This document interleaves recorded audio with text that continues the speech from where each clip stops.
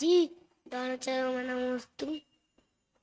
मैं जब पढ़ाई करता हूँ तो मुझे पढ़ाई में एक ही याद नहीं होता जल्दी। अच्छा, आप जब पढ़ाई करते हैं तो आपको याद नहीं होता, तो मोबाइल सामने रख के पढ़ते हो या टीवी सामने रख के पढ़ते हो? मैं ना टीवी रख के देखता ना मोबाइल। बहुत बढ़िया, अच्छी बात है। फिर आपको क्या करना है, बिस्तर पे पढ़ते हो क्या? हाँ। हाँ, बिस्तर पे पढ़ोगे तो नींद आएगी।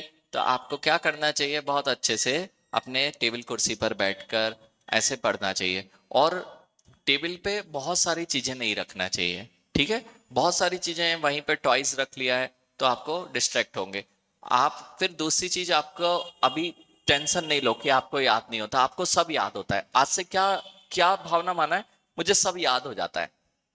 आज से क्या बोलना है रोज आपको, मुझे सब याद हो जाता है। आप देखना थोड़े दिन में ही तुम्हें सब कुछ याद रहने लग जाएगा। आपने ये सोच लिया मुझे याद नहीं होता इसलिए आप याद नहीं कर पाते। आप ये सोच लो कि मुझे जो पढ़ूंगा वह याद कर लूंगा, तो आपको याद होने लग जाएगा। फिर दूसरी बात, आपको याद रखने के लिए और अच्छी चीज बताता हूं। आपको रोज ओम नमः सिद्धेभ्य की माला फेरना चाहिए। कौन सी? तो उससे बुद्धि आपकी धीरे धीरे धीरे धीरे बुद्धि शार्प होती जाएगी। फिर और एक और अच्छी बात बताऊं, जब आप मंदिर आते हैं ना, रोज मंदिर आते हैं, हाँ। तो मंदिर आए तो अपने बुद्धि को बढ़ाने के लिए आपको भगवान के कहाँ देखना है बच्चों? ये भगवान का जो सहस्त्र दल नहीं, ये जो स्थान है भौं के बीच में, वहां पर एक टक देखना चाहिए, उससे भी बुद्धि का विकास होता है।